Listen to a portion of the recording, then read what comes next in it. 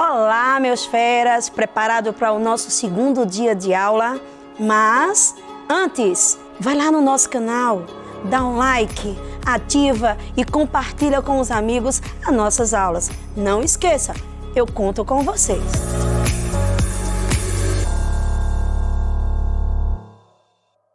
Dando continuidade ao nosso segundo dia de aula, vamos aí falar um pouquinho do BRICS, né? O BRICS que tem que ter atenção de que não é um bloco econômico, ele é um grupo de países emergentes, certo? É uma associação entre esses países emergentes. E essa associação é de característica comercial, no qual esses países eles apresentam aí situações econômicas em comum, índice de desenvolvimento parecido, então cuja essa união ela vai entrar nesse processo de cooperar para alavancar aí suas economias, principalmente na escala global, né? E não esquecendo, não é um bloco econômico, certo? Ele é aí uma associação desses países emergentes. Emergente, relembrando, eles estão se reerguendo, principalmente nesse processo econômico. Não pode esquecer,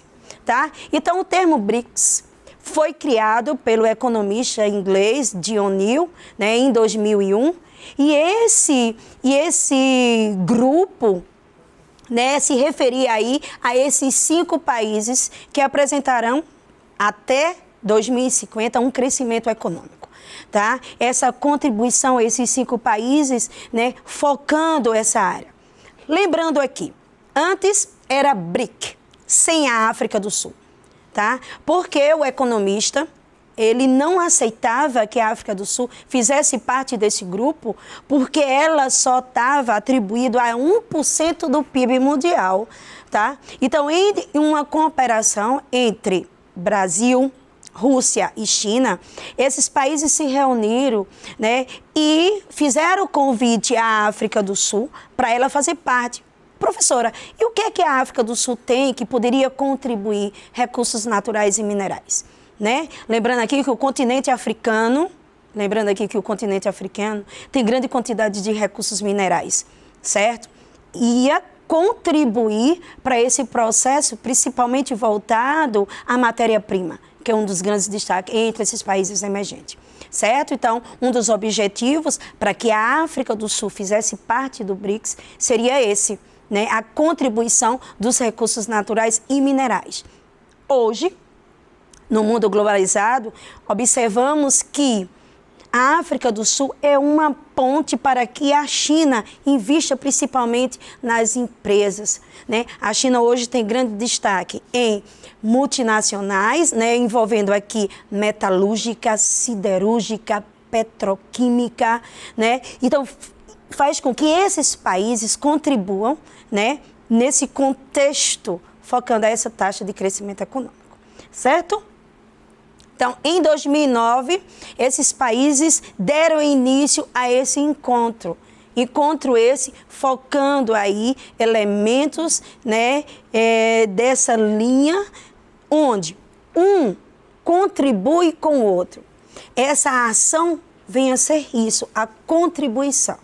A contribuição na troca de matéria-prima, a contribuição nos ajustes, principalmente onde eu foco aqui países como o Brasil, como a Rússia também, onde tem aí linha atrelado à corrupção, tá? Então, eles buscam aí ações para isso. Entre 2010 e 2014, teve um encontro, né, desse grupo, envolvendo aí ministros e presidentes, né, no Brasil, certo? Trazemos um dos grandes destaques, o processo da colonização. Buscam aí alternativa para tentar reduzir principalmente os problemas ambientais, os problemas políticos, os problemas econômicos, tentam aí buscar soluções para que isso aconteça. Em 2014, assinado também no Brasil a criação do Banco de Desenvolvimento. O Banco de Desenvolvimento seria aí uma ponte para que esses países tivessem crédito para que investisse, né, em programas, né, dentro desses países, principalmente um dos elementos-chave ocorreu em abril de 2016.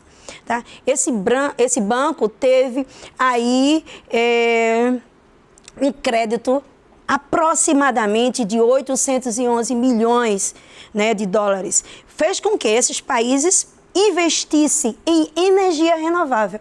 E um dos destaques desses países foi o Brasil, né? Então, teve aí a colaboração de acordo aí o tão chamado Sul-Sul, né? Porque entra aí o Brasil como destaque aí da América do Sul, como essa linha de investimento, principalmente em energias eólicas, certo? E solar.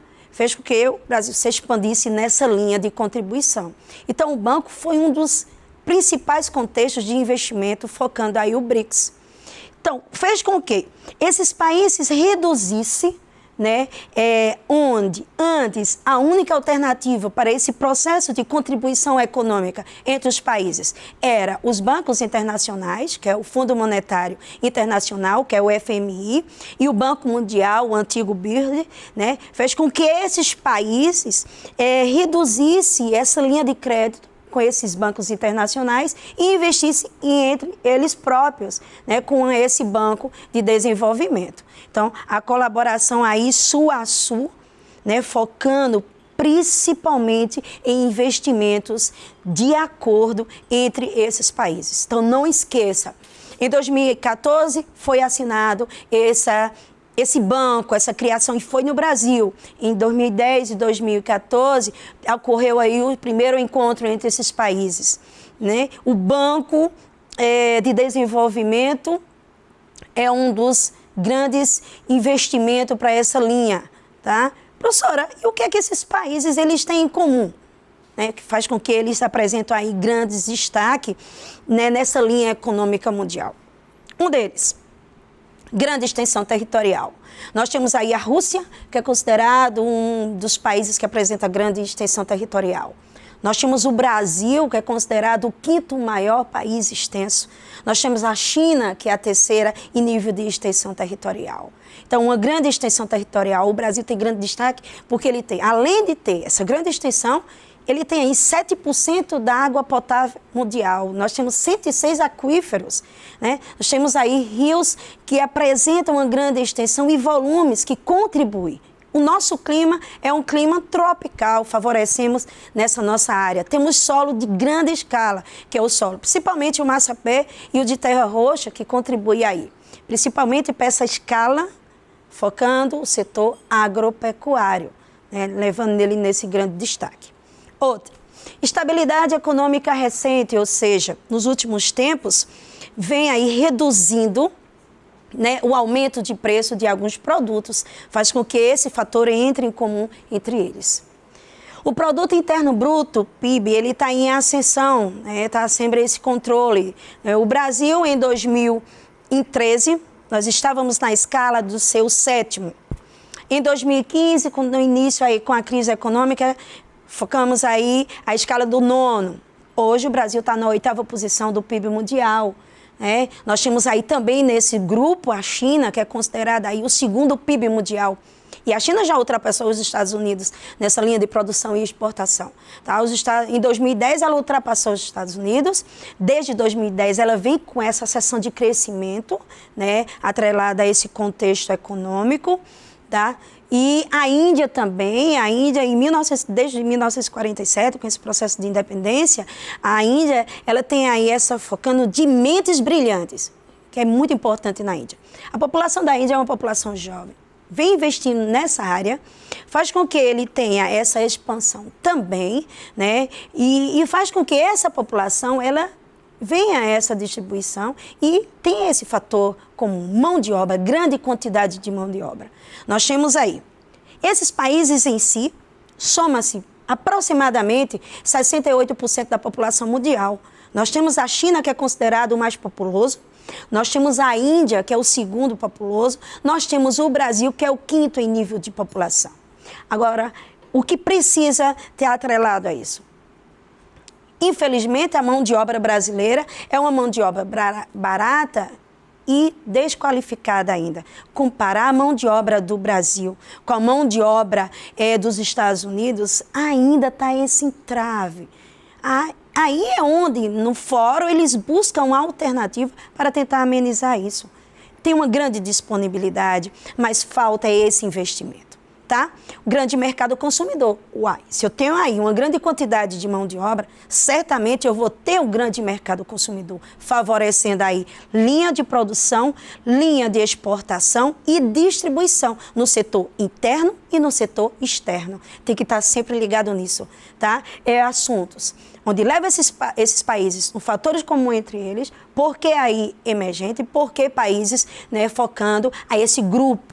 Nunca esqueça, não é um bloco econômico. Bloco econômico é Mercosul, União Europeia, NAFTA, ele é um acordo entre os países emergentes. E um dos grandes objetivos dele é ultrapassar as 6 potências mundiais. Agora, isso ultrapassar, o aluno tem que focar, não é que o Brasil, professora, vai superar isso, está vendo que não vai superar? Calma, eu estou falando aqui em produção e exportação, eu estou falando aqui em matéria-prima, eu estou falando aqui em mão de obra. A mão de obra, hoje, em nível, a característica da população hoje dos Estados Unidos é uma população de idosos também. Né? Nesse índice, são população, né, idosa, e faz com que a grande quantidade da população brasileira ultrapasse isso. Os recursos naturais e minerais do Brasil ultrapassem essa linha. Tem que focar nessa área, tá? Eu não estou falando de IDH, eu estou falando de produção, eu estou falando de exportação. Tá? Então, tem grande disponibilidade desses recursos. O Brasil tem grande quantidade, mesmo lembrando aqui do processo de colonização, de exploração, mas nós destacamos aí, por exemplo, o minério, né, o nióbio, que é utilizado aí na produção de foguetes, né, grande ainda hoje explorado no Brasil, né, pelos Estados Unidos. Então, nós temos aí o nióbio, nós temos a bauxita, nós temos grande quantidade, né, de minério de ferro ainda atribuído a essa linha de escala. Nós temos aí a Rússia, grande produtora de petróleo e de gás natural. Isso favorece. China, grande escala na produção de tecnologia, né? Tem essa área de desenvolvimento, de expandir, de investir. Né? Como eu até citei aqui, antes o Brasil era essa abertura para que a China instalasse, né, de grande escala. Então nós temos aí, como eu citei, a questão da metalúrgica, siderúrgica, petroquímica, né, faz com que esses países investam aqui. Se torna um atributo mais barato, faz com que eles investam e ele lucra com isso, certo? O aumento também nas taxas de desenvolvimento humano. Então, aí vamos focar, e vamos dar exemplo aqui do tão chamado a expectativa de vida. O Brasil era classificado como um país jovem. A expectativa de vida do Brasil antes era 65 anos. Hoje o Brasil tem aproximadamente, aí o IDH, a nossa expectativa, aos 75 anos. Então isso faz com que o Brasil ele mude da escala de ser um país jovem e passe a ser um país maduro. Isso contribui também para essa linha de crescimento. Valorização dos mercados de capitais, né? Esse investimento também nele, né? E nesses vários setores da economia. O Brasil, a China, a Índia mudam um pouquinho o foco, né? E investe nesses outros setores da economia. Lembra os setores? Primário, secundário e terciário. Desses 3, qual é o grande investimento? O setor terciário. Serviços. Quando os países investem nessa linha de serviços, ele vai se expandir, levando com que esse mercado seja um mercado mais extenso e faça com que haja um setor de exportação mais em alta, contribuindo para o PIB e contribuindo também para essa abertura cada vez mais de empresas nesses países. Ok?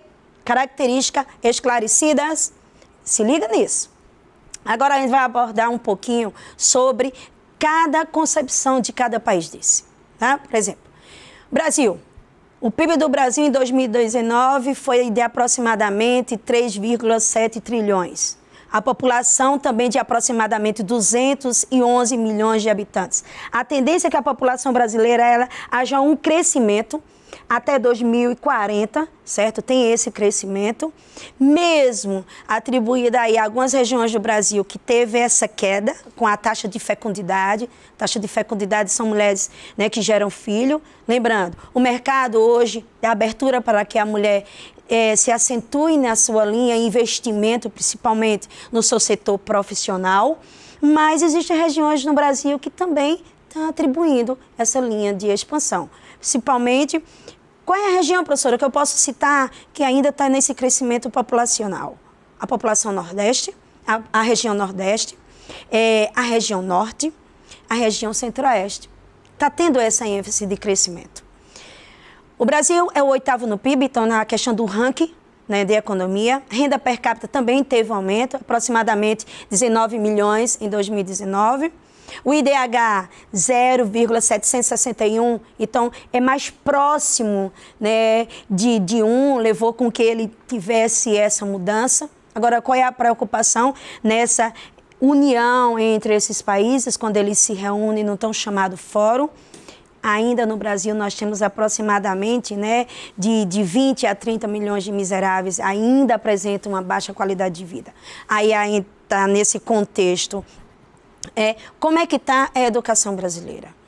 Como é que está a infraestrutura brasileira?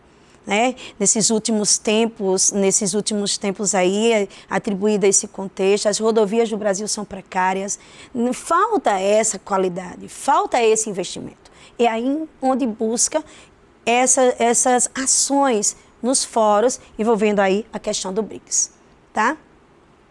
Outro ponto aqui, na Rússia, a Rússia apresenta aí o PIB, mais de 11 trilhões em 2019. A população da Rússia é um dos grandes problemas também, né? A população da Rússia, 146 milhões de habitantes. Então, se eu for comparar aqui a população brasileira com a população da Rússia, ela vem reduzindo. Um grande problema hoje é investimento. A maioria desses países, lembrando, a posição da Rússia, ela está na linha estratégica da chamada Eurásia, antiga Eurásia, né? Geograficamente, o continente não se rompeu. O que levou a essa divisão de Europa e Ásia foi o contexto político, econômico, social, levou com que ele se separasse. Mas ainda é comparada aí essa grande extensão. Mas a população da Rússia, ela vem reduzindo. Aí leva a preocupação nesse contexto. São conflitos internos. E ela sofreu muito desde o período da Guerra Fria. Ainda está se reestruturando, mas não deixa de ser uma grande potência. Ela está no grupo do G8, 8ª potência mundial, mas grande investimento de armamentos nucleares, grande produtora de petróleo, como eu já citei, de gás natural, tem esse investimento interno. Tá? A renda per capita, né, de aproximadamente aí 16 milhões, né, de dólares. O IDH é um dos melhores dos 5 países aí do BRICS. Se eu estou falando desse grupo, é bom citar. O IDH hoje da Rússia é 0,804, né? Está na 49ª posição.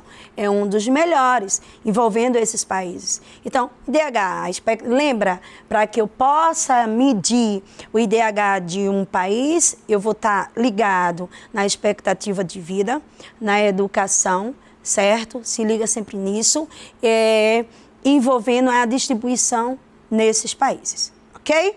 Índia. Se eu for entender a Índia, e aí quando eu for falar da África do Sul, a gente vai entender a diferença, principalmente no IDH. Tá? A Índia hoje é considerada aí o 2º país em população. Hoje, aproximadamente 1,391 bilhões de habitantes. Segunda, tem aí expectativas, aí análises estatísticas que dizem que a Índia vai ultrapassar a China até 2050. Tendência para isso tem.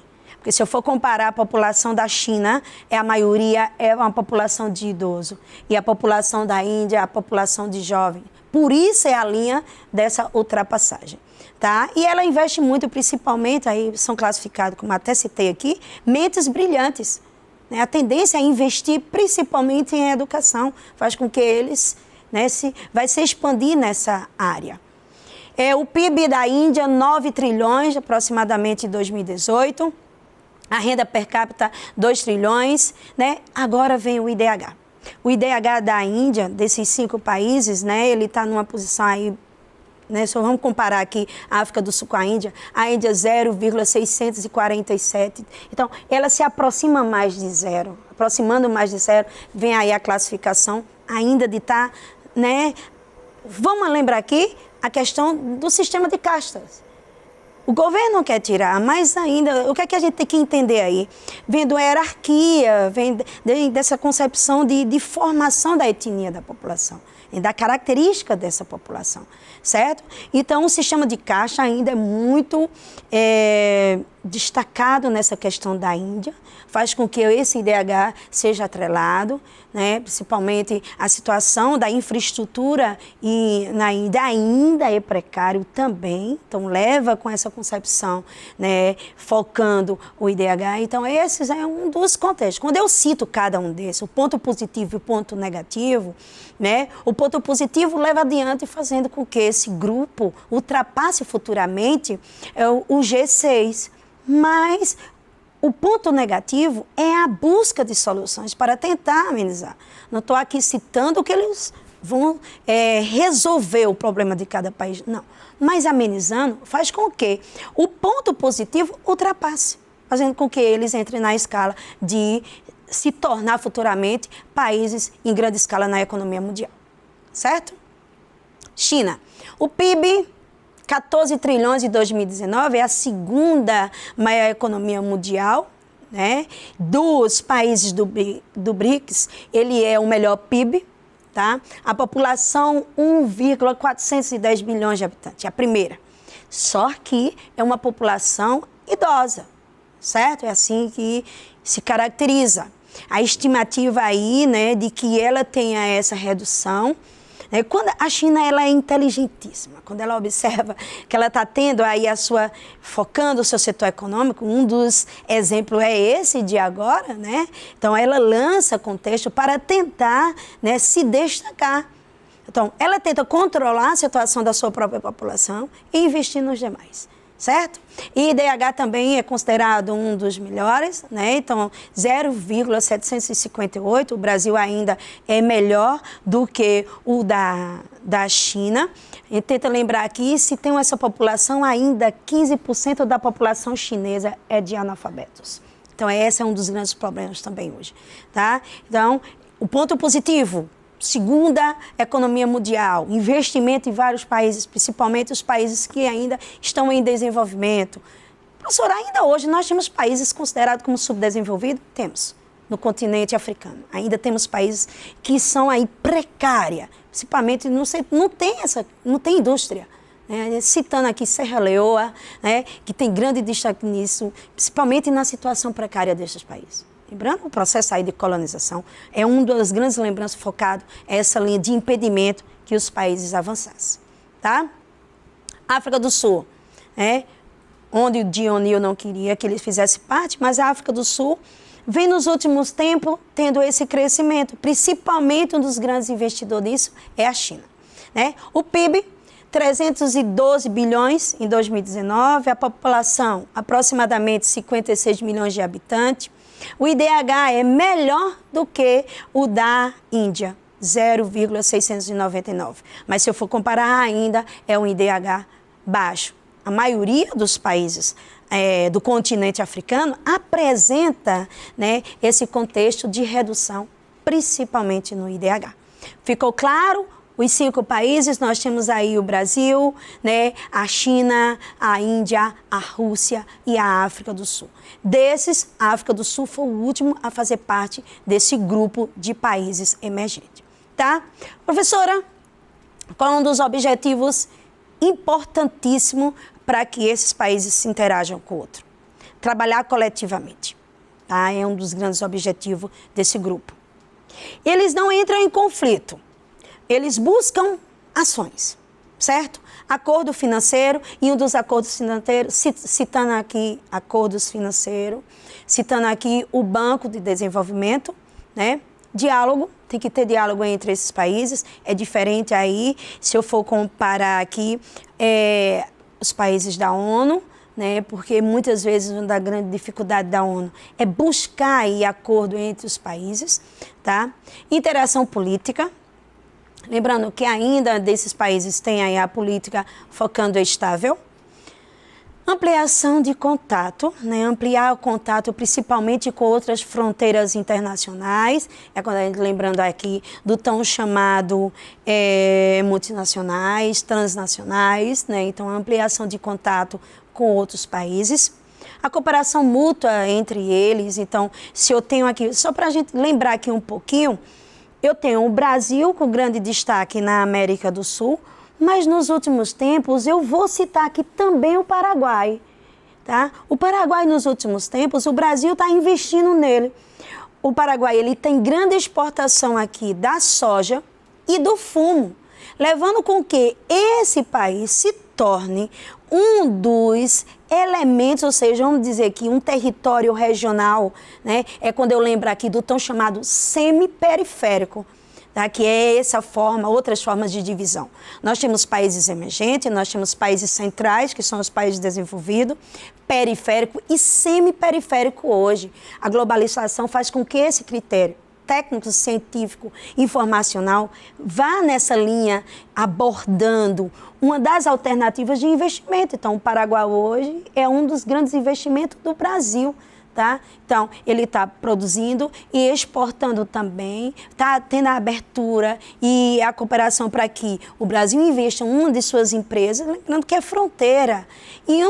Né, porque nesse destaque só em países litorâneos, Paraguai não é, né, essa linha não tem acesso ao mar, nem o Paraguai, nem a Bolívia, então faz com que sejam países estratégicos. Países de fronteira, levando aí futuramente desenvolvimento de projeto desses países aí do BRICS, certo? Chegamos às dificuldades. Professora, também não só é ponto, né, que relevante, vão ultrapassar, vão, né? Dizem, estatísticos aí dizem que até 2050 eles vão ultrapassar. E ele tem toda a base para que ultrapasse. Recursos naturais em grande escala, recursos minerais também, água, população, território. Todos os fatores que levam esse setor de ultrapassar. E onde vem a dificuldade?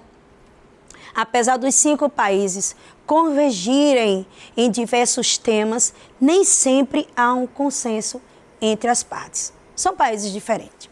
No campo político, os desafios bilaterais entre China e Índia, lembrando aqui a disputa territorial, a tão chamada Caxemira. A Caxemira, ele é um ponto de disputa. O que é que a Caxemira tem? Grande quantidade de água potável. Faz com que haja o conflito, né, nessa questão territorial entre a China e a Índia, certo?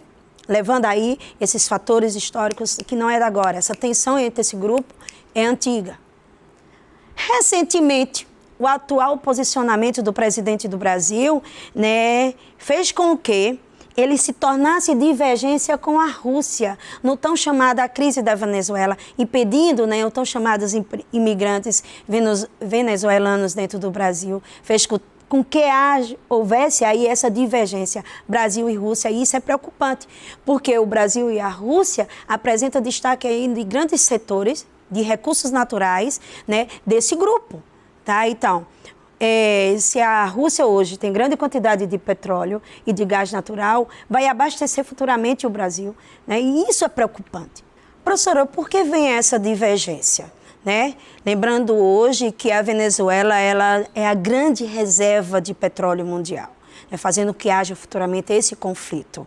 Tá? Então, se a Rússia pode futuramente expandir para o Brasil o petróleo, é onde pode haver essa divergência entre eles. Okay? E no campo aí econômico, esse desequilíbrio, né, nacional entre esses países. O Brasil e a Rússia, eles não conseguem acompanhar o desenvolvimento econômico e positivo da Índia e da China. Além disso, em termos globais, especialistas sugerem aí que o principal desafio do grupo é reduzir as barreiras econômicas e tentar aumentar o comércio internacional. Isso porque ainda é necessário fortalecer aí a posição do BRICS no sistema econômico internacional. Fechamos aí o nosso assunto, onde trazemos os países emergentes, a concepção aí da industrialização tardia. O próprio nome já diz, emergente, erguer principalmente o setor industrial e econômico. Trazemos o BRICS, esse grupo de 5 países, né, emergente hoje, levando aí na escala futuramente de superar a economia internacional mundial, certo? Espero que todos tenham gostado. Lembrando, acesse o canal, né? Coloque lá suas dúvidas, faça uma pergunta, não deixe de dar o seu link e entrar em contato com todos nós. Te digo uma coisa, siga adiante, confio em vocês, estou aqui sempre. Um beijo, meus queridos e amados alunos. O cheiro da diva. Tchau!